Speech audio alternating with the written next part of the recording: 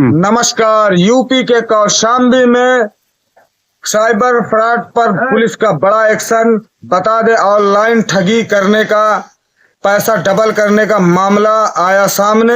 वहीं 3 सक्रिय सातिर को पुलिस ने किया गिरफ्तार। उनके पास से बरामदगी हुई मोबाइल, बाइक, 4 ATM और कुछ पैसे नगद।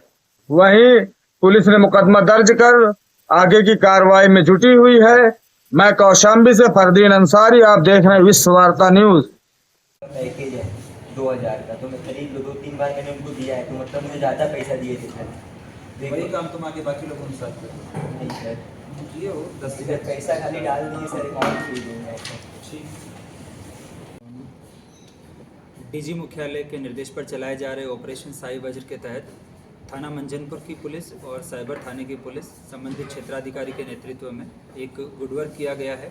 इसमें 3 ऐसे व्यक्तियों की गिरफ्तारी की गई है जो एक जनपद कौशाम्बी का है तथा 2 जनपद फतेहपुर के हैं। इनके नाम क्रमशः निखिल सिंह, आदित्य कुमार और आयुष यादव है। ये आसपास के क्षेत्र में विशेष तौर पर दुकानदारों को टारगेट करते हैं। उन दुकानदारों के पास जाकर और ये उनको प्रलोभन देते हैं या उनको बेवकूफ़ बनाते हैं कि हमारे रिश्तेदार जो हैं वो आपके पास पैसा भेजेंगे और वो पैसा आप हमको कैश करके दे दीजिए या उसके बदले में कोई ये सामान वहाँ से ख़रीदते हैं। जो पैसा दुकानदार के खाते में आता है वो साइबर फ्रॉड से संबंधित पैसा होता है। इस प्रकार 3 शिकायतें अभी तक पुलिस को प्राप्त हुई है, जिसके संबंध में 2 मुकदमे थाना मंजनपुर तथा 1 मुकदमा थाना पश्चिम शरीरा पर पंजीकृत किया गया है तथा इन तीनों मुकदमों में इन तीनों अभियुक्तों की संलिप्तता पाई गई है।